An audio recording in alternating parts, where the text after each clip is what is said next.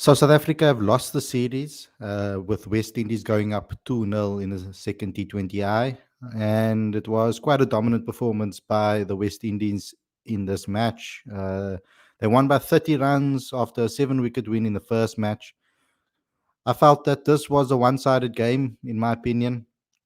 Even though South Africa did perform well in patches in certain stages of the match, overall, though, South Africa weren't the team that came out on top to level the series and take it into a decider into the final game. It's going to be almost a dead rubber in the final game. And I'm hoping that Rob will make some bold, brave decisions in that final game just to allow South Africa to unearth new talent and maybe a couple of new guys for the future. I've wanted that throughout the series, actually, because I almost feel like the series was kind of a waste in that department. When it comes to certain players that got opportunities, they didn't take them. So this final game is going to be important for that. But ultimately, it was a West Indian team that was dominant, way better than South Africa in majority of the phases of the match, and they ended up um, beating South Africa by 30 runs. And we're going to talk about this, and then we're going to preview the next game, and then I'm going to give you some news updates as well. But before we get going, before we get started, please subscribe to the channel if you're new. Click that notification bell for all future videos, please. Very important that you guys do so.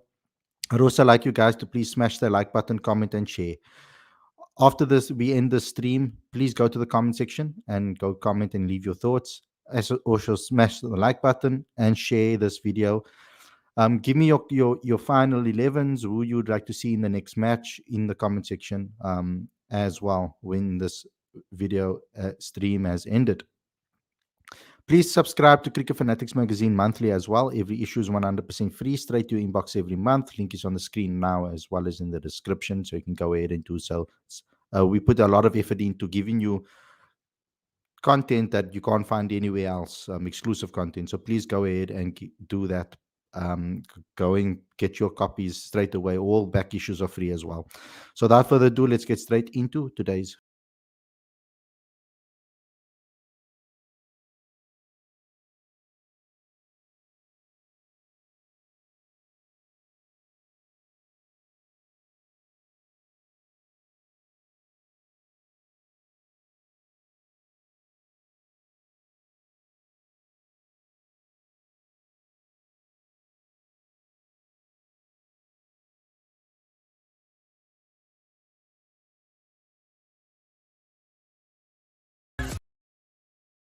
Good evening, everybody. Welcome to Cricket Fanatics Magazine. This is your review slash preview show. I'm your host, Khalid, and this is the show where we talk about everything that has to do with the second T20I between the West Indies and South Africa, and also looking ahead at the third and final T20I again between West Indies and South Africa. It was a dominant performance by the West Indies. They, in my opinion, took complete control in this match. South Africa won the toss this time and they elected to field first and obviously electing to chase. And the bowling performance, I felt that we bowled well in certain stages, but I also do feel that we lost control in critical periods in the match. So we had some good performances from the likes of, for example, Lazard Williams, who got 3 for 36. Patrick Kruger was probably the best bowler on the day, in my opinion, from a control perspective. He got 2 for 29. I would say that he made it a lot harder for them to hit boundaries of us than some of the other bowlers. But also, I think Kwena Mapaka, despite the fact that he didn't take any wickets, I think he was fantastic with the ball. He got 0 for 29 in his 4 overs. And I think he needs to also get some credit for the way that he bowled in this match. I think if you're going to look at it without wickets and you're going to dismiss the wickets and aspect of it, then he was probably the best bowler on the day. He definitely was from an economical standpoint. But South Africa started off well in the beginning. Even though the West Indies did get going with a good partnership, they got 41 partnership. Athanaze was pretty destructive in his approach. He was pretty attacking in his approach, but he lost his wicket to Williams. He broke the game open for South Africa. But then Shea Hope went on a little bit of a destructive period in the match. He got 41 of 22. He scored four sixes and two fours. He was very entertaining to watch, I must say, until Patrick Kruger broke that partnership thereafter and take between him and Nicholas Puran and took the wicket of Shea Hope. And then we struck again very shortly after that with Lazard Williams taking out Nicholas Puran, which was a big wicket in the match. And I thought that was the point where the game was going to change in South Africa's favor. This was in the 12th over, the first ball of the 12th over. We took our third. Ruston Chase was dismissed by Kruger. That was the third wicket to fall, and not Nicholas Puran. Williams then came in not so long after that, in the 13th over, to take out Nicholas Puran, and 108 for 4 the West Indies were. And at this point, I thought that the game was going to change in South Africa's favor, and we were going to be able to take them out for a low total, but that didn't end up happening. We kind of allowed the game to run away from us in a way, particularly because of Rodman Powell and Rutherford. The two of them put on a very decent partnership in the middle. Almost 50 runs they put on together before Rodman was dismissed for Williams' third wicket. And at this stage, they were 155 for 5 in the 18th over. And I thought, okay, cool, South Africa can pull it back here. Then they started to still find a way to score runs and put on more runs. And it got to a stage in the match where I felt the penultimate over of Kwena Mapaka really restricted the West Indies pretty well. He restricted the West Indies pretty well. We were in a very good position when he finished his penultimate over. And I thought that at this point, South Africa were at least going to be able to restrict the West Indies to under 170 at this point, and give us a really good score to defend, to chase, sorry, because that was ultimately the aim, try to bowl them out for as least amount of runs as possible. And by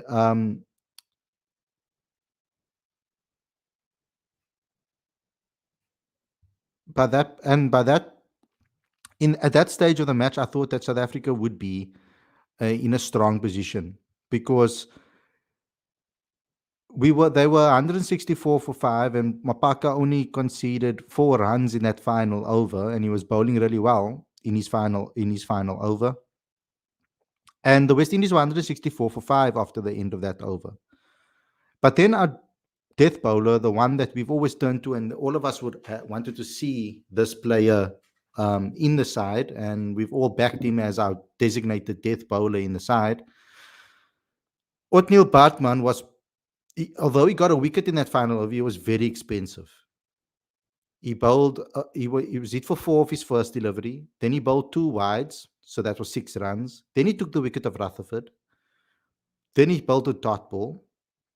Then he went for 2. They ran a double of him, and that was, at that point, it was 8 runs, 9 runs with a single in the next ball, and then 15 runs in that over. We went for a 6 of his final delivery.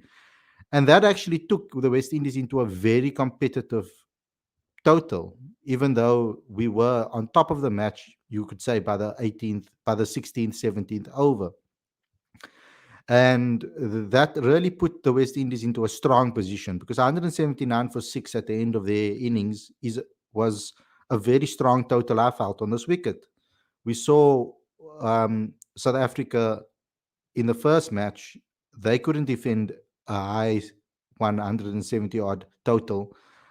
So it wasn't a total that I felt that could have been, they would have been very confident to chase. Um, from the get go. They would have had to, of course, batted extremely well throughout the innings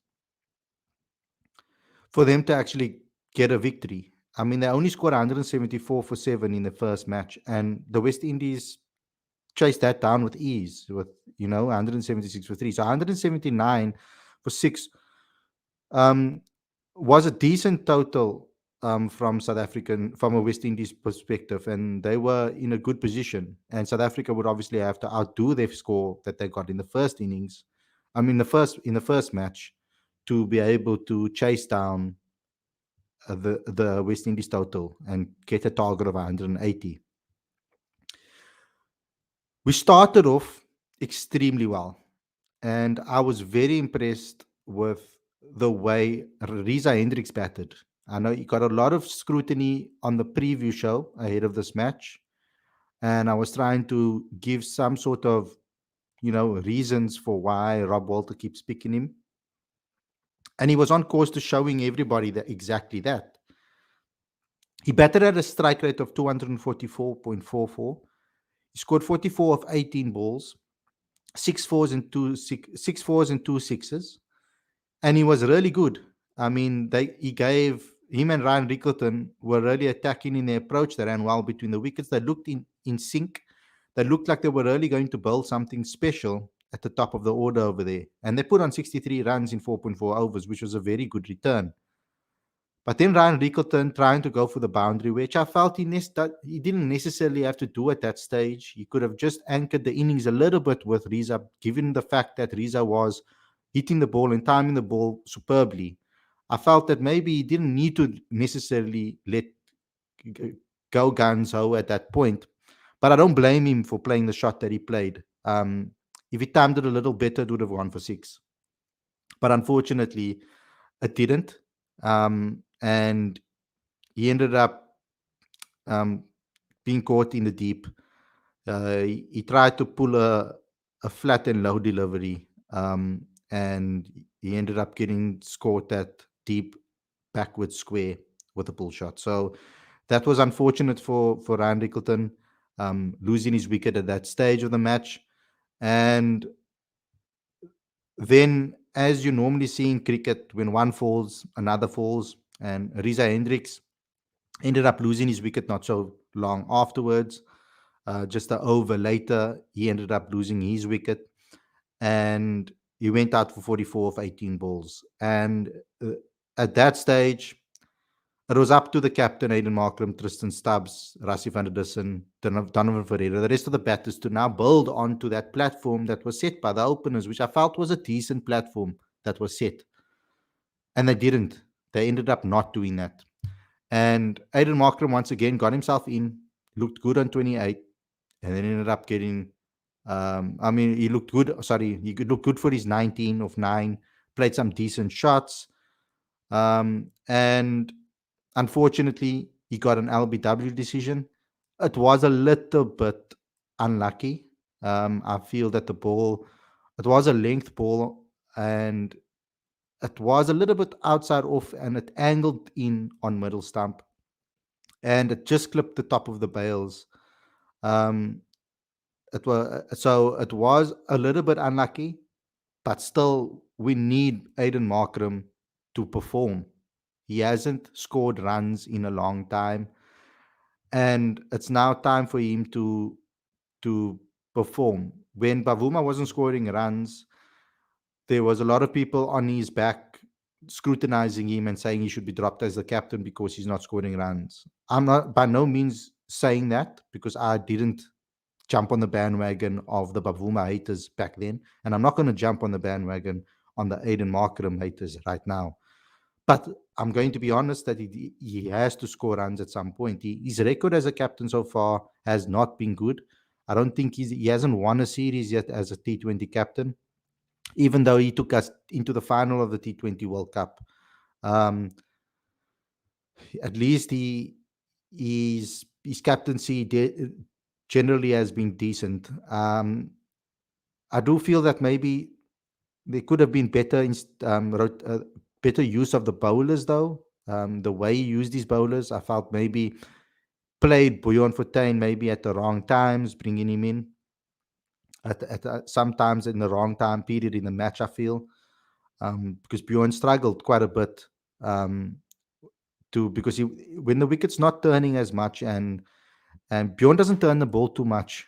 He relies on his variations in speeds and the variations in lengths, and he, forcing players to attack him and then getting his wickets.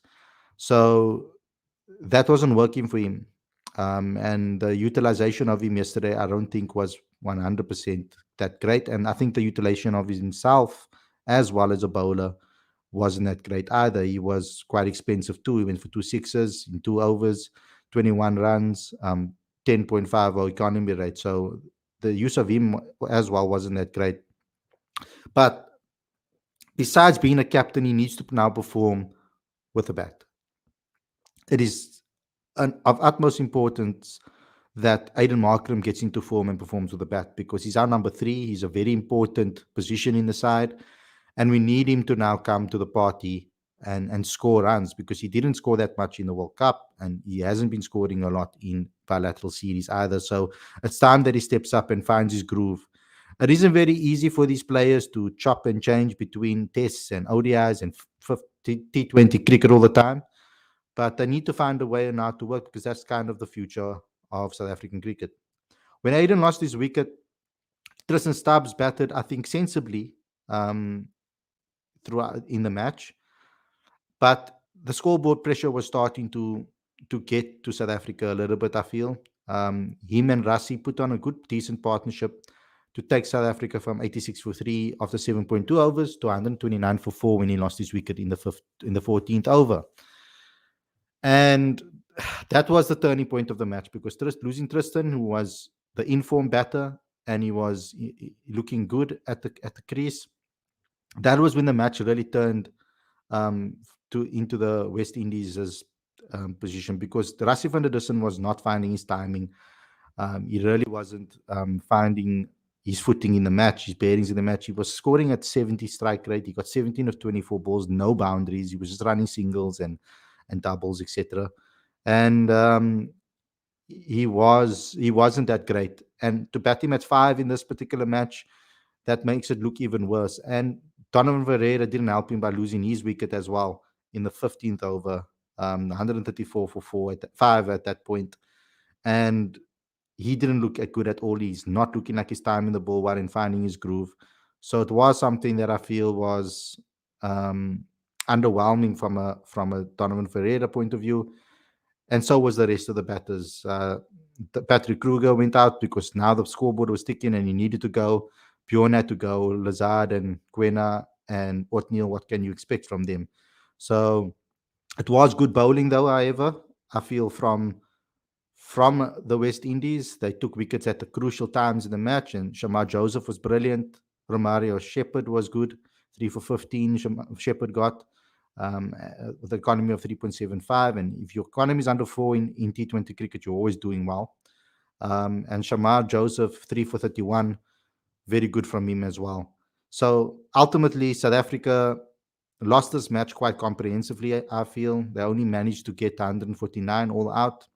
And this was deep into the 20th over that they had 149. So they didn't even get close to the target. They lost by obviously 30 runs, and it was an overall underwhelming performance from South Africa. Wasn't good in my opinion from that standpoint. Um, so I'm going to bring on a caller. We have a caller waiting in the back end, and I'm going to get their thoughts. Okay, they've left.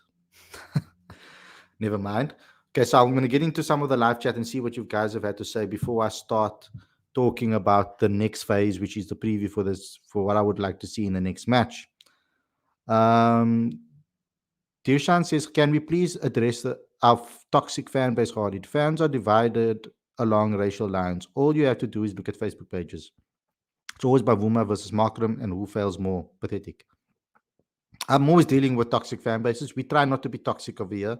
We try to be fair in our assessment and our analysis of games.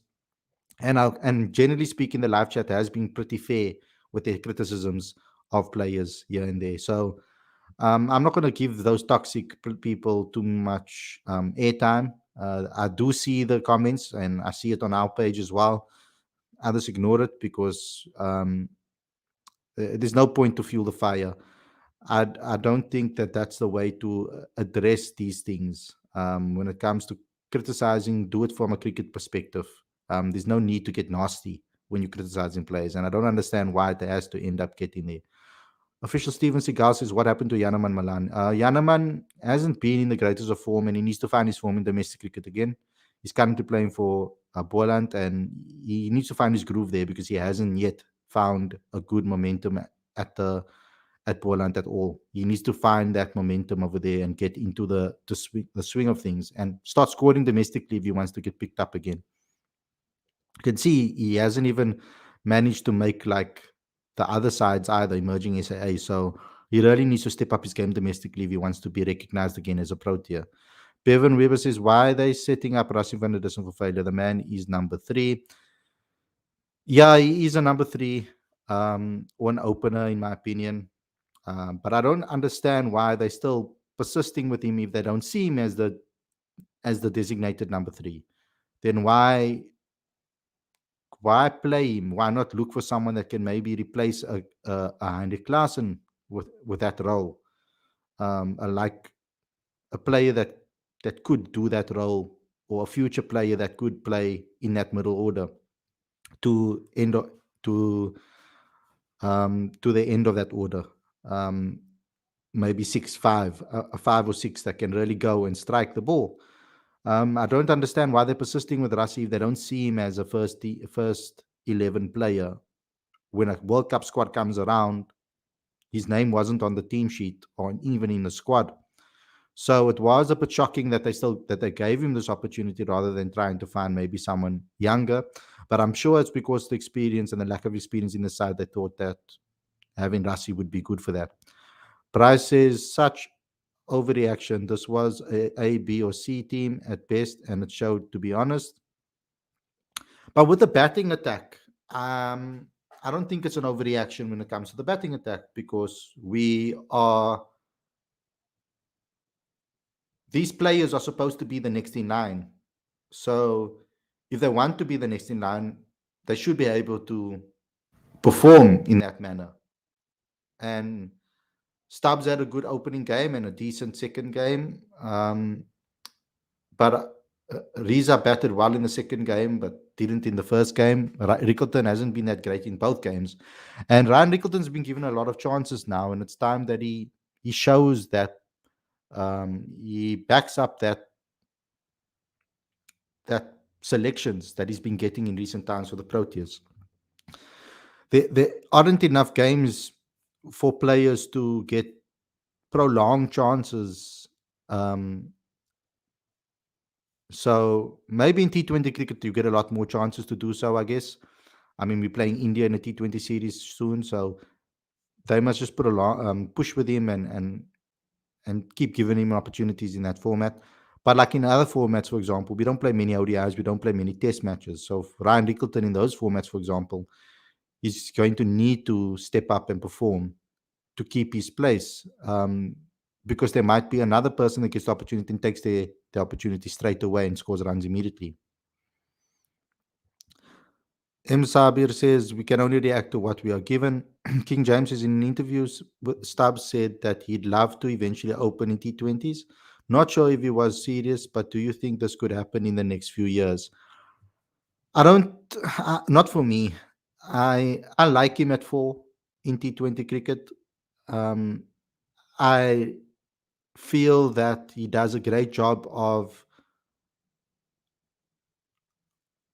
like getting himself in and then exploding at the back end.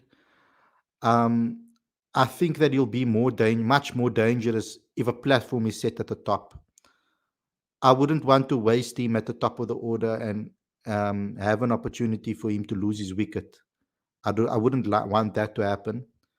Um, there are other openers as well in the country that are knocking that are going to be knocking on the door. So I would give him the most important role in this team, which is 3 or 4. I think those two roles are so important for South Africa, and I think that he has earned the responsibility of that. And I feel that that's a perfect position for him. If we can't find anybody else, and we are struggling to find an attacking opener that can really adapt their game, um, then you could maybe see him as he gets older and as he gets more experience in the format. You could see him opening the batting in place of Reza Hendricks if we haven't found our opener by that stage. But I do feel there are maybe a couple of guys, for example, Jordan Herman is out there doing a great job at domestic level. Um, there are other players like that are possibly that could possibly play as openers. Maybe even Matthew Brzezinski.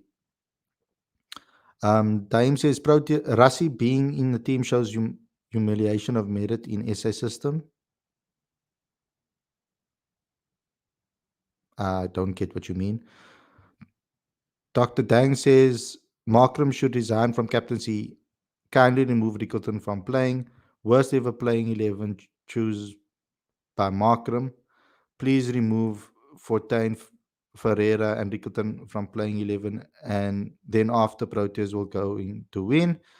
This is not our best 11, but we are trying to look for the next best players. And I didn't have a massive issue with the selection that was made by Rob, because I felt that these players over the last year or so have proven themselves at the domestic level and is at 20 level to warrant their spots in a selection, to show if they have what it takes to be the next generation of talent. The selections that I was a little bit wary of and a little bit unsure of was mainly Rassie van der Dussen in the squad, because I don't know what the future, where the future lies for him in the Protea setup in this format, and to an extent Reza Hendricks.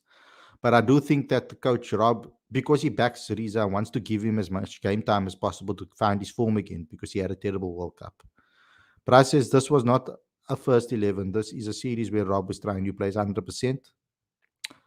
We have lost almost 5 back-to-back series in T20 format and under Rob Walter. But we did well in the World Cup, which is what matters. We went deep into the World Cup, which is what actually matters. In my time scale says Rashi should retire from international now. He is now almost 36. He's ODI form besides World Cup 23 has been down, and he is not even T20 player. Should find number 3 in ODI too. Dang says, Dr. Dang says, why? Proteas not doing good in recent times in T20 series. Because they have been trying a couple of combinations and trying new things and trying to build their team. So far, they've done well to prepare for World Cups. So I'm not really bothered by how many series we win in the T20 format, as long as we can make sure that we get into semi-finals regularly and then hopefully win those and go into more finals. If Rob Walter is managing to do that consistently, then I don't mind him trying a couple of things and trying new things. And in the T20 format for a very long time, we haven't been playing our best team in the T20 format consistently. There's always been players being tested, newer guys, debutants, etc. So we haven't always played our strongest teams in the T20 series. So we have to also take that into perspective. Um, what is even Ferreira doing even in SA20? He play one good innings and then fall into all remaining matches season. Even Kruger versus was unreliable. Kruger also had only one good innings in SA20. Jason Smith should get the nod for the third T20I. So let's start talking about that quickly. The next T20. The third T20 is going to be tomorrow at 9 again, same venue. For me, like I said, I would like to see all of our all-rounders get an opportunity to play together. And let's see how they do. Lazard has played well enough to warrant a second selection, I feel. The decision is going to have to be with what they're going to do to fit in Vian Mulder and give him a chance. But I think Jason Smith definitely needs to come into this team, whether it is for Donovan Ferreira, and then you keep more of the other bowlers. Probably you want to give Donovan Ferreira opportunity um, to prove himself again, probably, and see, give him a full series and see what he can do. So there could be a possibility of them going with um, Kruger and Jason Smith. I would like to see that, for example, and see what they can do um, with that type of selection. Um, like Dr. Dang says, third, Jason Smith. He wants to see Jason Smith solve the issue of the middle order. He says. Um, Taim says Brewer's been dropped after two T20s is unfair, but Rickleton after almost 12 international matches not performed but still playing.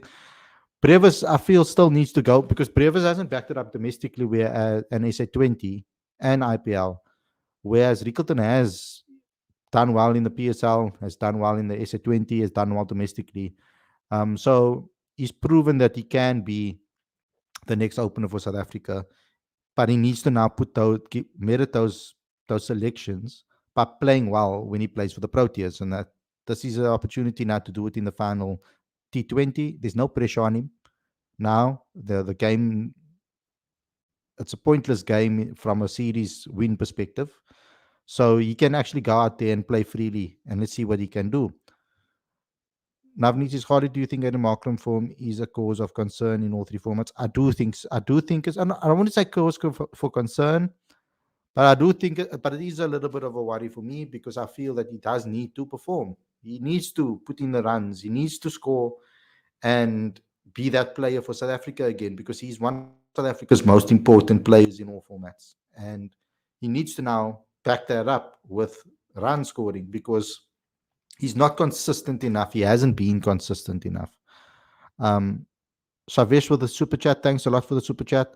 World Cup final loss has broken SA. It's a nightmare they can overcome only by winning ICC tournament. These series winning are useless. I mean, I don't think it broke. I don't think the players themselves were broken by it. I think they were inspired by it. So I'm hoping that in the next World Cup they can take it one step further. But I think that South Africa will get there if we can start making regular semifinals and regular finals. One of them are going to go in South Africa's favor, and it will be the turning point.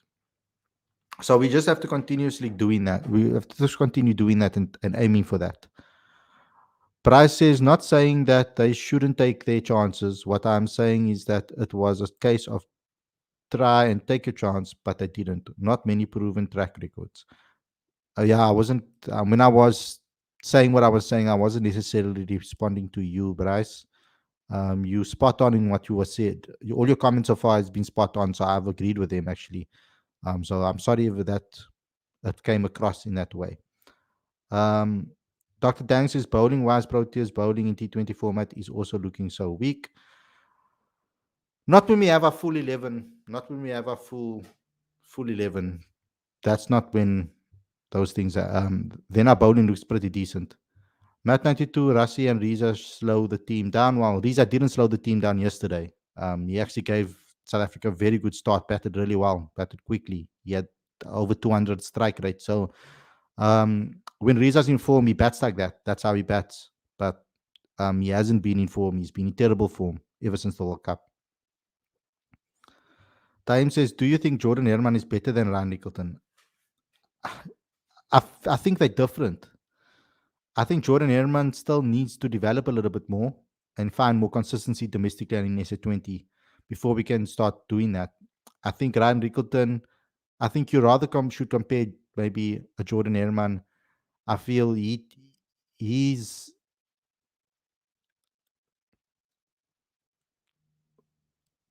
I think Rickleton is more of a Tekok replacement, and Jordan would probably be more of a Riza replacement with the way that they play. Um, Stuart says Stubbs has been awesome. Yeah. Kayo says, where's Aditya Mpo and Sepo? They haven't been available to come on.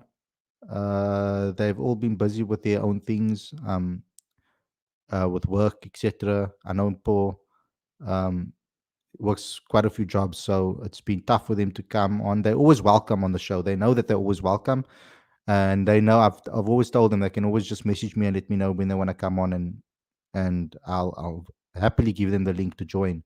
But they've all been busy with their own lives and their own things that they're doing. So it's been tough to get everybody on the same page with regards to that. Um, yeah.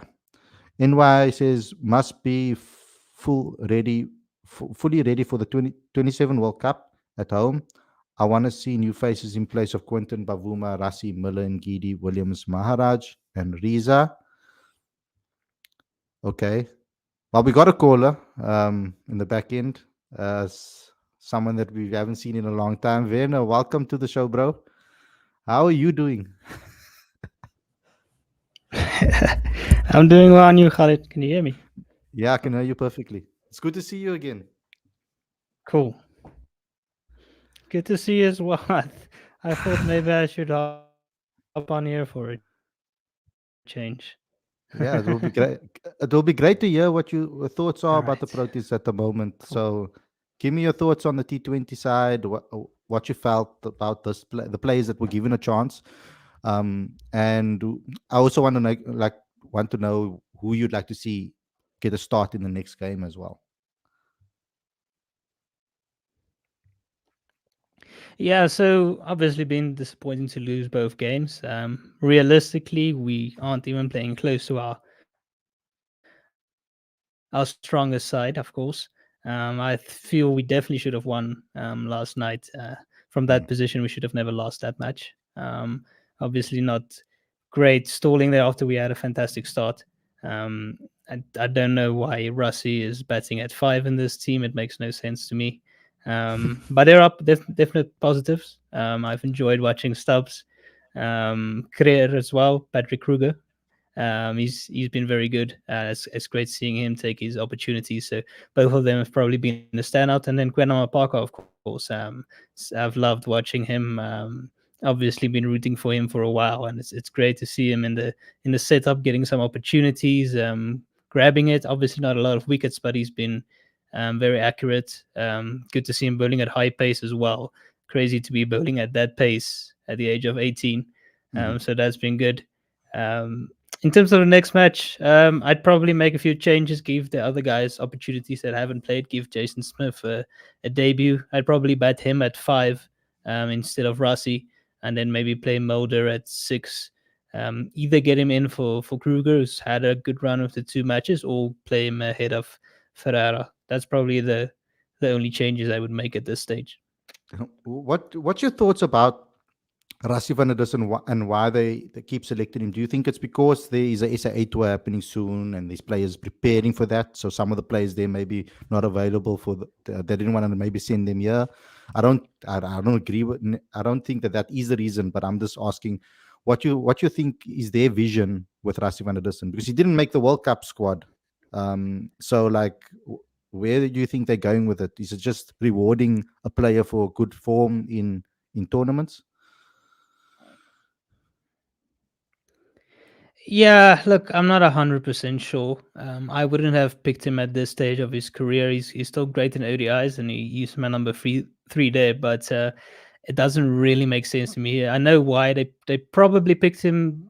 I know Rob said that it's for the experience because there's a bunch of younger guys in the group. He wanted to have some more experience heads there. I don't know. Maybe it brings some value experience wise, but if you weigh it up with what he will do at number five, it doesn't really balance out, in my opinion. If he was going to bat at number three, okay, we can still work around that. But still, it doesn't really make sense to me. And I don't really like the excuse of, okay, these guys are going to play in the SAA series and that's why they aren't here. If they're good enough to play for the Proteas and they were available to be picked, then I would definitely have picked somebody like a Matthew Breetzke rather. Happy for him, of course, that he will captain the SAA side now in against Sri Lanka. But yeah, it doesn't really make sense to me why we've gone down this route, and I think it's a bit of backwards thinking. But I do feel it might be the last series in this format for Rassi van der Dussen, unless he plays tomorrow and plays a blinder. Otherwise, I think this might be the last call in this format for him. Yeah, and it's obviously definitely now is the time for someone like Ryan to start taking his chances, don't you think? Yeah. No, it definitely is. It's frustrating because we all know the ability that he does have. Obviously, we've seen it now in the SA20, the T20 Challenge. He did well in the Major League Cricket there for the Seattle Orcas as well. So it's frustrating that he hasn't yet, and you can see the frustration on his face when he gets out. He Mm, knows that these are the opportunities he has, and it's a bit of a thin line if you don't grab any of them. Obviously, it's been sporadic opportunities for him in all the formats. It's one here, one there.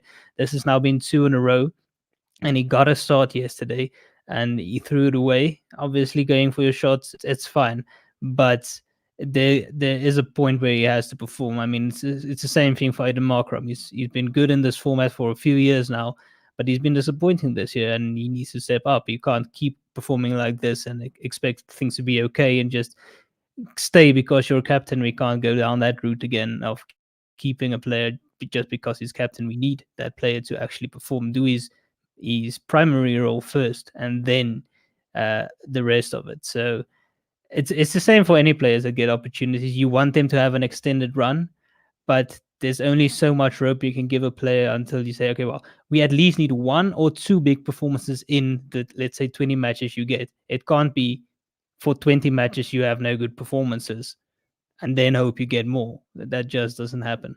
mm.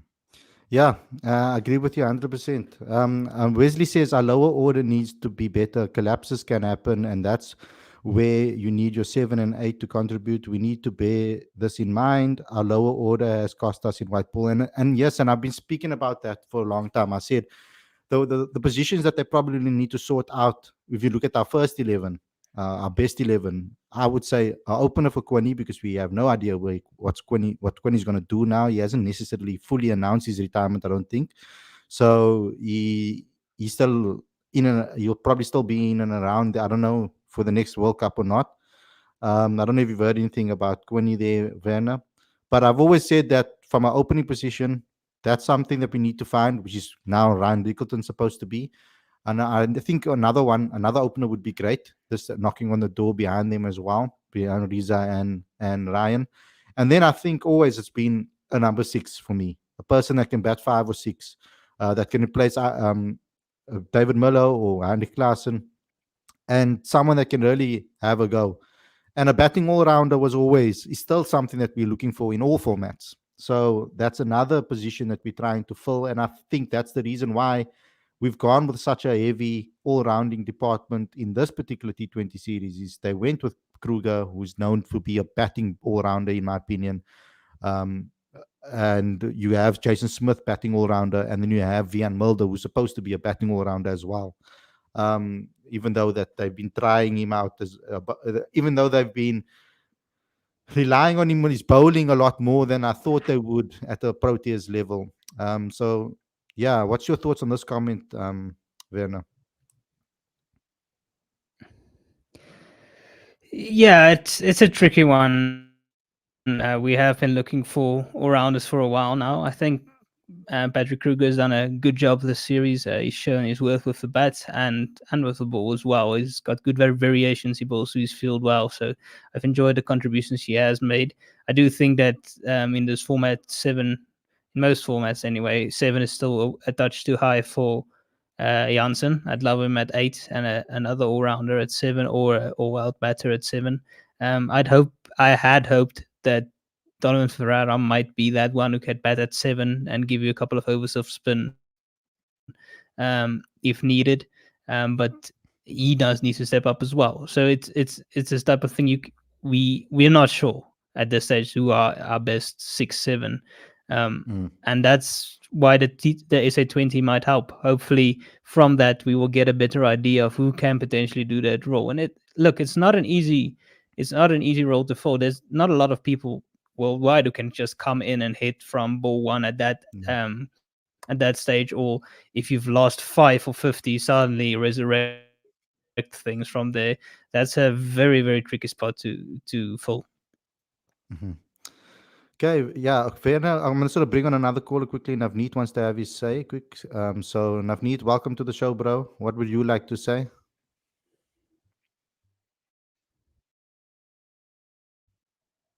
Hello, Navneet. Hi Khalid, How's it? how are you? I'm okay, and you? Device not connected. Okay, I'll add you again. I'm good, thanks, and you? How are you? No one there. Someone there. It's not working. Navneet, I think you're gonna have to call in on the next show. I'm not. Something's wrong with the device. It's not connecting. Okay, I'm gonna round off this conversation with the SAA announcement that has taken place. Obviously, Werner spoke about it a little bit early on because Carl Verheyen is going to play county championship for Nottinghamshire, and that's going to be something that's going to be interesting because I feel that that's something that's going to help his technique a lot.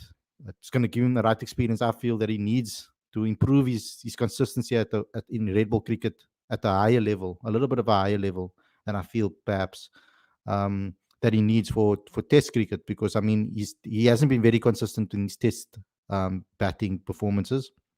Also got dropped and then came back into the team again, and that was shortly after he just got his was starting to find his mojo in Test cricket, scoring 100, etc., and then going and being inconsistent again. So I think the this particular move for him is going to be brilliant. I feel he's going to gain a lot more from this than being a captain against Sri Lanka, in my opinion.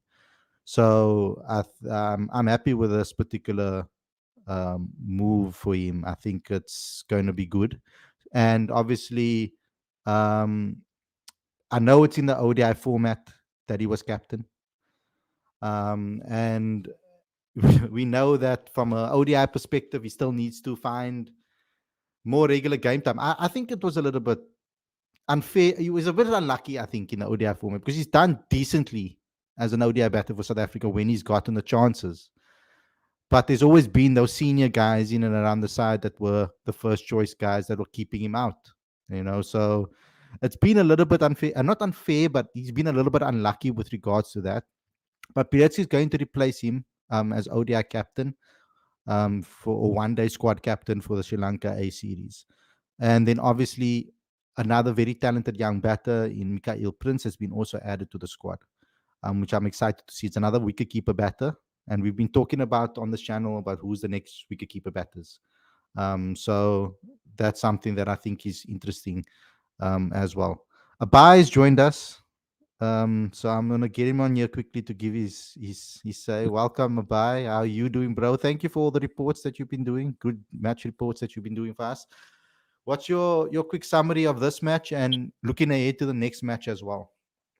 Yeah, good morning or good evening, guys. Yeah, it was good to cover both the T20 so far as well as the test matches. But yeah, maybe it's just me. But every time I get a chance to watch like most, if not all of a match, some crazy stuff goes down all the time. But yeah, regarding the second T20 match from yesterday. I feel like when it comes to chasing, sometimes the South African batters they get a little flustered and they try to hit their way out of trouble. I mean, we saw how well Tristan Stubbs played in the first game, and then in the second game, I mean, even when the run rate was in control, he still tries to go for a big shot. Even when it's been a quiet couple of overs. So I think. Yeah, when it comes to chasing, it's better to have a calm, cool head and take things in strides. Well, were you impressed with the newer guys that got an opportunity? I mean, not all of them took their chances, but like, what was your thoughts on maybe Patrick Kruger? I mean, he's been getting a little bit of plaudits for the way he batted in the first match, bowled in the second match, particularly. What's your thoughts on Patrick? Do you think that he deserves another chance in the next match? Donovan Ferreira, even though he's not performing, do you think he deserves another chance in the next match? Who would you like to see in the final T20?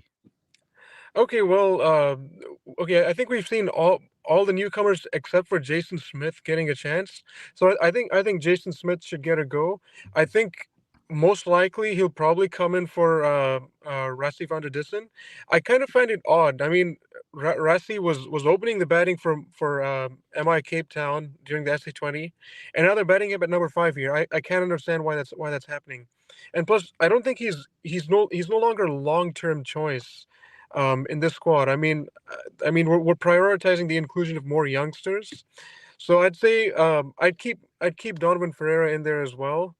I think it's important to have a player who can just come in and start sending in the middle order. Understandably, he still has some way to go, especially when it comes to playing spin. We saw yesterday, he just came down the track. He didn't read the turn and bounce, and he got easily stumped. But all in all, this is a good learning experience. And as far as Patrick Kruger is concerned, um, he's more of a batting all rounder compared to Marco Janssen, who's a bowling all rounder. I think he'd be a fast fit at number 7. He's shown what he's capable of in the first game with the bat. I mean, 40 something for 5, and then he managed to stop the collapse as well as build a fantastic partnership with Stubbs. And then as we saw yesterday, he was pretty smart with the ball as well. I mean, the deep extra cover boundary was a bit longer for right-handers at this venue. He's like, if you want to take me on, I'm going to bowl it wide of off, and good luck trying to clear the big boundary. That's how he got 2 wickets yesterday. So I think he is a very good prospect. I think he should continue to get a go, even when South Africa pick most, if not all, of their best players for a T20 series next time around. Okay, brilliant. I think that covered everything. I think we all kind of had similar beliefs and thought processes when it comes to this. Let me just get your final thoughts, Werner, and your final thoughts about.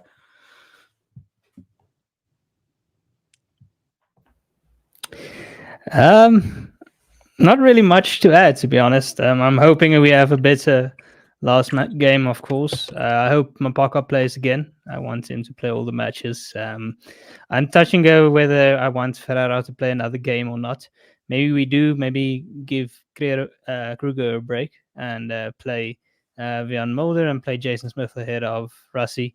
I don't know. Otherwise, I just leave out Ferreira and give Mulder a go. Or maybe we feel we've seen enough of Mulder. We don't need to play him, but it's tough on a player to take him for a series and then say, no, sorry, you're just not going to play. So I'd rather play him in one of those 2 places. It'll be up to them. But in terms of the bowlers, there's not much I would change at this stage. Mm-hmm.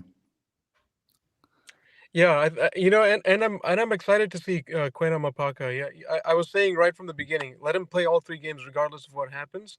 But he's taken to international cricket like a duck to water. He seems to have a lot of things figured out. We saw yesterday he didn't get any wickets, but he had the best economy rate for among all the South African bowlers. I mean, he can mix up his pace, he can mix up his lines and lengths. His first 2 overs went for 22. But his next 2 overs went for only 7 runs. That too at the back end of the innings.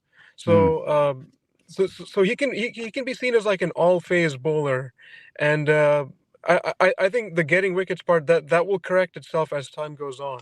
So I think even when all the best players return, I think he should still be in and around the squad. I don't know if he'll consistently get a chance to play, but as long as the Proteas pick more and more newcomers for T20 series, I think he should be a regular feature in there. As for the third game, I don't think it's all doom and gloom, because again, this is an experimental South African team, and I think the main priority is making sure that most of these new guys have adjusted to what the demands of international cricket are. I mean, some of them seem ready, others not so much. I think like what Werner said, it might be the time to mix things up a little bit. Maybe switch out a couple of guys to accommodate those who haven't had a chance to play. But in any case, I'm still looking forward to a strong finish to this series. There's still some to play for. Hopefully the guys in green and gold can get their act together. Yeah. Pride is all they have to play for. Yeah. I mean, I like to keep a positive attitude, Of course, you're American. Yeah. Americans love to be positive. That's the one thing. That's the one thing that I admire about when it comes to American culture, is that remaining positive, and adversity. So yeah, it's something that I've picked up from a lot of people that I've met from the States. I mean, I've seen a common trend there with regards to that.